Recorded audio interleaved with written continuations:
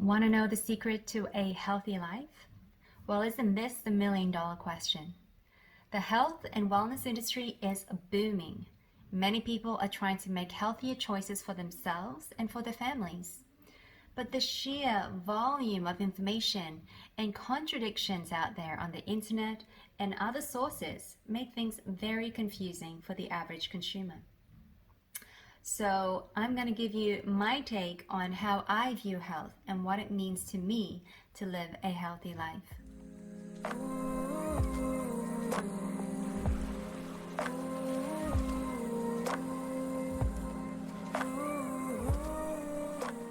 Hi, I'm Dora. So let's talk about health. One of the reasons why there is so much information and contradicting information out there about health is because we are all individuals. We are unique human beings with different biological constitutions, diets, lifestyles, living environments. Our cultures are different. We have different social networks, support networks. We have different upbringing, childhood experiences, and life experiences. We have different personalities, beliefs, and other conditionings. All of these factors and more come together to shape us into the person that we are today, and they contribute to our health and disease.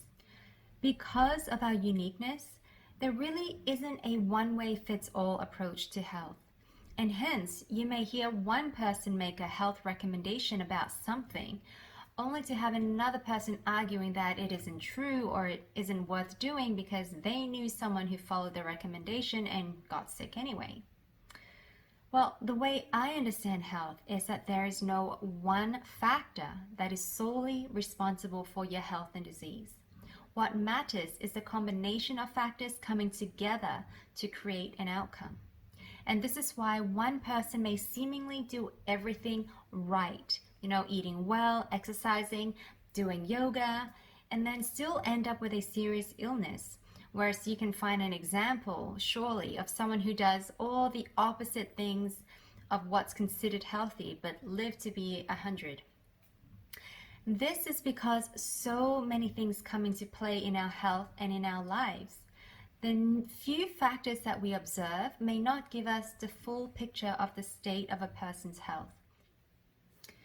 Even though we may know of many factors that can influence health, their interactions with each other and how they influence each other in creating an outcome can get very complicated very quickly. And I'm pretty sure that we're nowhere near even accounting for all of the factors that are at play here. So now, understanding that we likely don't have all the pieces of the puzzle doesn't mean that we just give up trying or doing anything to improve our health and way of life. Even though there is no guarantee in our health outcome, there are still many things that we can do that can make significant differences in our health and our quality of life and can greatly reduce our risks for chronic diseases. So this brings me back to how I view health. Because I see the interconnectedness in all things in our lives, so our health, our internal and external environment, the people around us, the world, the universe, to be truly healthy, one must be taking care of oneself holistically in body, mind, and soul. And in fact, this is not just a theory. There is a large body of research that is starting to explain the mind-body connection and how spirituality plays a role in our health. Now, one of the biggest health challenges in our modern day life is stress. Stress is a normal response in our body that helps to protect us and helps us to adapt to our changing environment. And this was actually essential to our survival as early humans. However, the stresses that we encounter today are very different from the stresses that our body had evolved to encounter.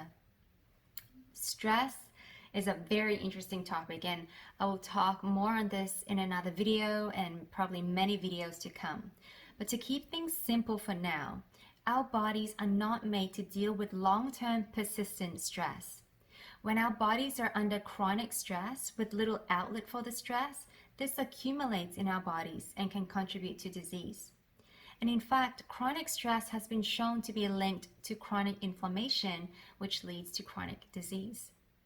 There are many different types of stresses in our lives: physical, mental, emotional stress. The more we are able to lessen the burden of stress on our bodies, the better the chance we have to stay healthy for longer. And this is why our diet, our living environment, our lifestyles are often the first things that we try to change when we wish to be healthier. Because the right food that we put into our bodies can provide us with nourishment, whereas the wrong foods can cause stress in our bodies. The cleaner our living environment, the less toxins our bodies will have to deal with, and hence less stress. And practicing healthy lifestyle, for instance, having a healthy sleep and exercise routine, again allows our bodies to deal better with stress. So to me, the way to a healthier life is to reduce chronic stress as much as possible. Now, diet and lifestyle are obvious, well-recognized, and important factors of health. However, our mental and emotional states are just as important, and I would even argue perhaps more important in our health. Our worldview, personalities, attitudes, fears, insecurities, beliefs, and more determine the decisions that we make in our life and ultimately shapes our reality. Psychological stresses trigger physiological changes in our bodies, such that when we are stressed mentally or emotionally, we are also stressing our bodies physically.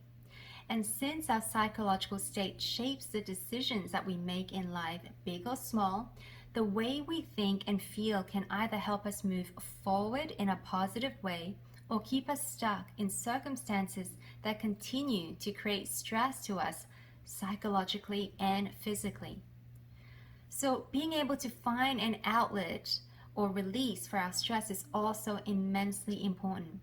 The way we cope with our stress is taught early on during our childhood, and we carry this with us into adulthood. If we learned a healthy way to express and process our emotions and feelings when we were young, we will deal better and have a better health outcome in adulthood. But this isn't set in stone. So even if we didn't learn to cope with stress in a healthy way as children, the good news is that we can learn to do it now. Health, stress, and disease are huge topics, and each can be covered in much more depth, and new research continues to flood in.